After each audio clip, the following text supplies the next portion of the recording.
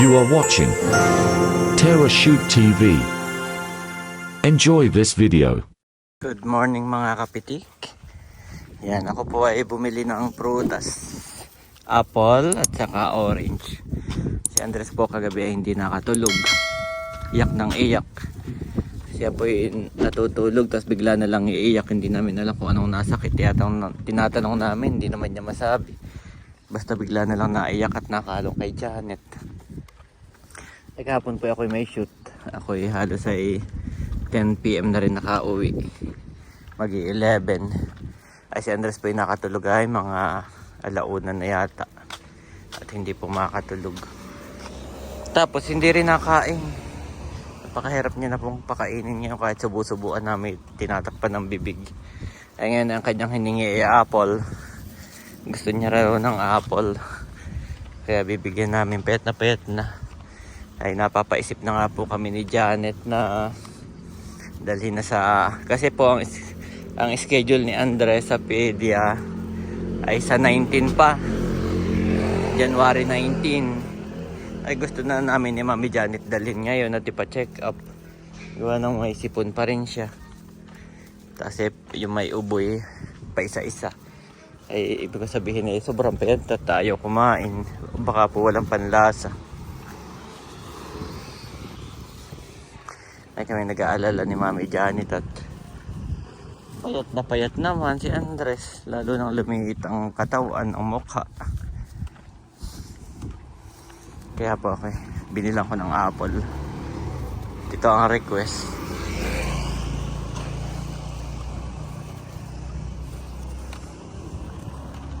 Ayan po, hindi pa ako naliligo. Si Mami Janet na may nagluto ng munggo. Hindi rin kumain si Andres, ayaw talaga. Sabi ni Mami Janet ay baka may nararamdaman si Andres na hindi niya sinasabi, hindi niya pa nasasabi. Bigla na lang naiyak sa gabi. Hindi namin alam kung nananaginip o ano. Bigla na lamang iiyak.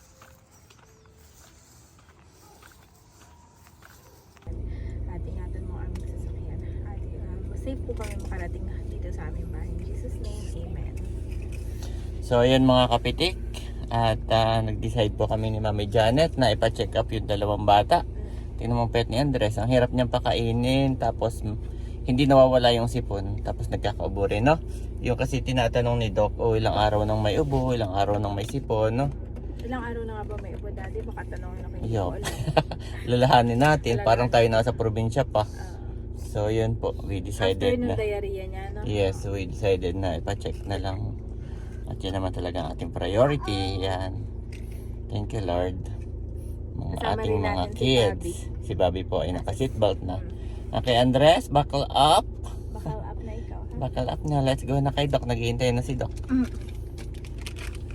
Ayun mga kapitik, nandito na kami ngayon sa Tagaytay Med. At nandun na po si Bobby at si Mami Janet. So magpapark lang ako at susunod kami ni Andres. Pero si Andres pa nakatulog na. Nakalungin ko na lang. Yan. Dito na kami sa hospital. Nakapila na. Pangilan tayo, Mami? Pang 12-13. 12? Pero 9 naman na. Okay.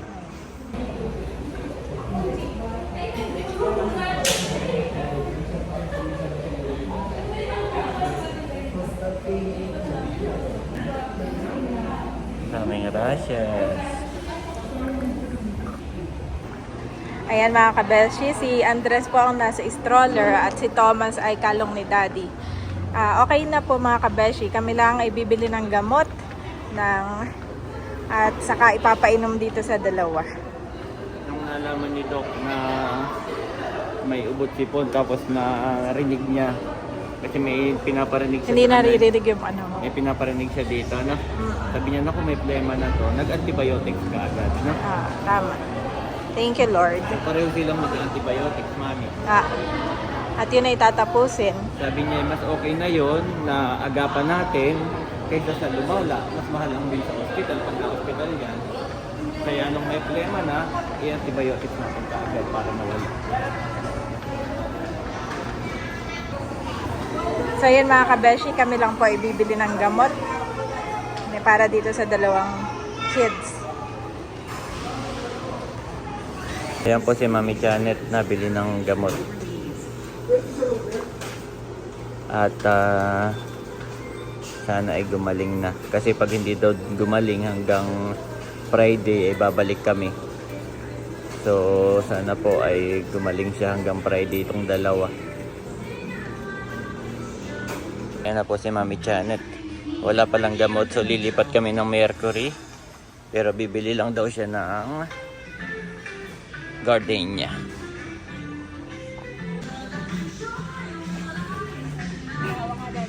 Halata po sa mata talaga ni Andres pag may sakit. Malungkot po. Malungkot ang mata ni Andres, my boy. Na? Tapos tinanong mo rin yung pampataba. Sabi ko gusto kong tumaba si Andres. Nanghihingi ako ng vitamins na pampataba. Ay sabi ni Doc ay saka na daw kapag gumaling na muna saka siya magreseta ng pampataba. Pagalingin muna. Akala ko mami si Bobby, akala ko itulog. Ang pala yung mudlat lang na nakayup-yup lang sa akin.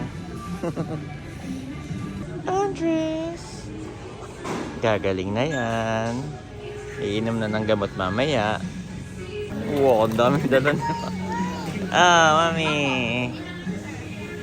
Magsasopas ka? O ano? Yep. Okay. Marami yan, Mami. Iba. Dito na po kami sa Mercury Drugs. At dito daw bibili si Mami Janet. Yan, dahil kanina ay wala. Ikaw na lang bababa, Mami. Okay. Give me my Bobby. O okay siya na pag ganyan. Parang okay naman na. Sige. Si Mami hindi makadaan. Kabilaan ay may baby. So dito siya dadaan. Parang ninja po. Yan, ninja. Upo ka na, Mami. Ay, ito na ba ako? Oo, yan. Para hindi ka makuntog. Oh, careful dyan, ha. At meron dyan sasakyan.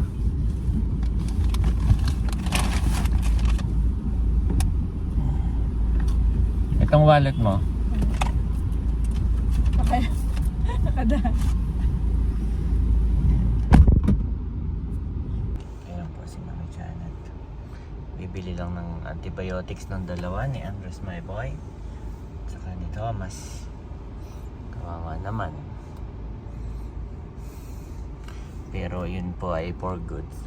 Kumbaga para sa mabilis na paggaling ng dalawa. Thank you Lord. At talagang kanina po ay ako'y tamad talaga at ako'y galing nga sa shoot kagabi. Ako parang simula nung bagong taon ay parang ako'y kumbaga may wala pang masarap na rest.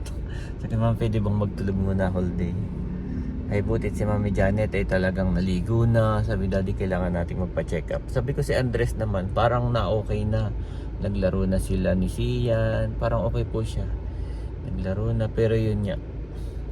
Butit ako'y talagang hindi pwedeng mapagod pala. Butit sinamahan ko si Mami Janet. Nagpa-check up ngayon ay yun. May plema na yung dalawa po. So kailangan na talaga ng antibiotics. Sabi nito. So yun, salamat po sa inyo. Samahan niyo po kami sa aming prayer sa fast recovery ng dalawa. Nakakamiss yung pagiging makulit ni Andres dito. Daddy, daddy, daddy. Ganon. Ngayon po hindi siya makapagkulit at talagang uga-ug hilo ang pakiramdam. So kaya pinapagamot si Andres para para sumigla uli. At after nyan ay tayo may vitamins naman po si Andres. Yung isa ay Growy, yung isa naman ay vitamin C, parang si Lin. Dalawa na. So magpapaad ako ng isa pa na pampagana, pampagutom. Yung sinabi ni Doc. Marami siyang sinabi, ang nakilala ko lang yung isa Propan. So yun, after niyang gumaling ay saka daw siya magre-reseta ng pampagana. Yung parang laging gutom para daw tumaba-taba si Andres. Wait lang po namin si Mami Janet. Waiting for Mommy. What did you say? Palagi siya nakakahiya. Andres, what did you say? Home? Okay, we're going home. Si Andres pa yung marunong na magsabi ng home. Okay, we're going home. Nandun ang nanay, ha? Yan, wait lang natin ng mami. Nabili ng gamot. Then, we're going home.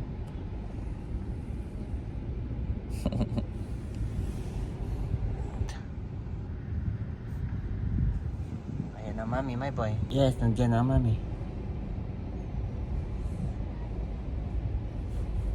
Let's go home. You want to go home?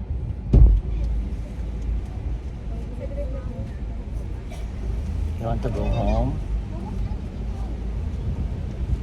Wow, look, Andres, there's a rainbow. Wow, what's the color? Red, yellow, It's a double rainbow. orange. Oh, double. Oh, yeah, double rainbow. Blue. What else? Green. Oh, no more. Wala na pala. Wala na pala yung rainbow. Ayan mga kabeshi, bali umorder din pala ako ng ingredients natin sa sukang pinaanghang.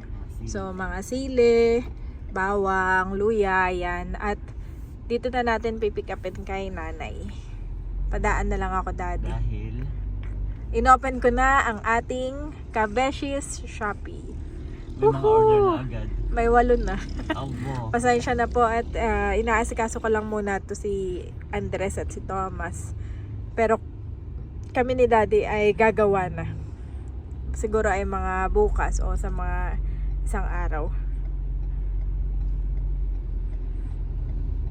Yan, liliko lang si Daddy at kukuhanin natin yung ating mga order. Kanina pa nga tumatawag si Nanay, baka ako magsasara na sila doon. At ang palengke ay... Baka na kung kukunin ko. Oo. Ayan na, dito na tayo. Kung na lang ang bababa. Kaya lang ayusan ka kaya.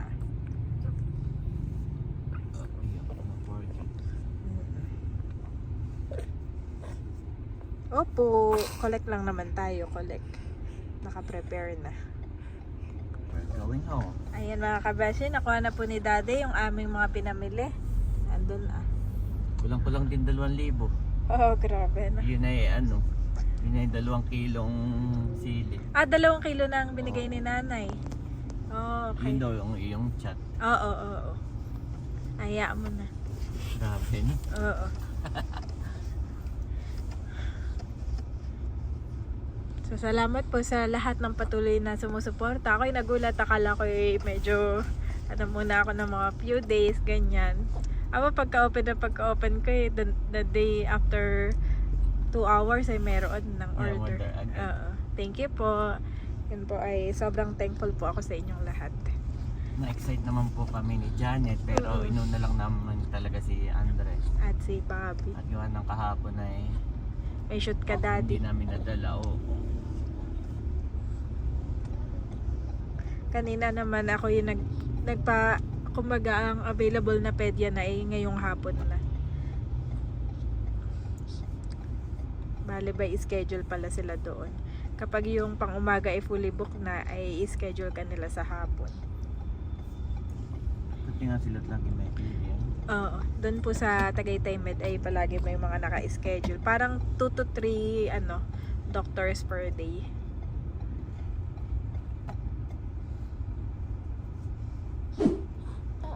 Opo. At si Andres, habang ikaw ay namimili doon kay nanay, ay kumain na nito. Kumain na nung Dutch mill niya saka itong bread. na pala.